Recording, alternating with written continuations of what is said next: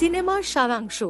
বুলবুল সিনেমাটি ১৯ শতাব্দীর বাংলার বুলবুল নামক এক বালিকা বধূর গল্প বলে, যার ইন্দ্রনীল নামে এক ধনী ব্যক্তির সাথে বিয়ে হয়।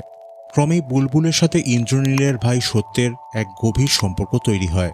তবে তাদের সহজ সরল বাল্যকাল ধীরে ধীরে পুরুষতান্ত্রিক সমাজের কঠোর বাস্তবতার সামনে হার মানে।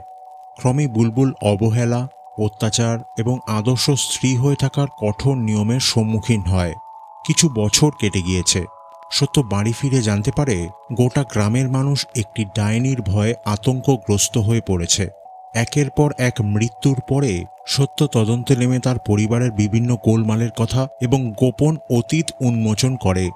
ফ্ল্যাশব্যাকের মাধ্যমে দর্শকরা বুলবুলের ওপর ঘটা অত্যাচার এবং অবহেলা সাক্ষ্য করে, যেগুলো বুলবুলকে একটি শক্তিশালী তবে রহস্যময় চরিত্র করে তোলে। এই সিনেমাটি সুকৌশলে ভিকটিম এবং অপরাধীর মাঝের পার্থক্যটা আবছা করে দিতে সক্ষম হয়।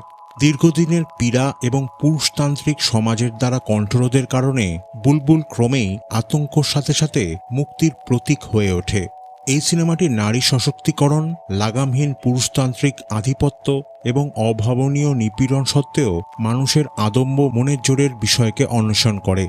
বুলবুল সিনেমাটি একটি গাঢ় এবং নস্টালজিক প্রতিশোধের কাহিনী, যা দর্শককে ন্যায়ের আসল অর্থ এবং মানুষের চরিত্রের জটিলতার বিষয়ে গভীরভাবে ভাবতে বাধ্য করে।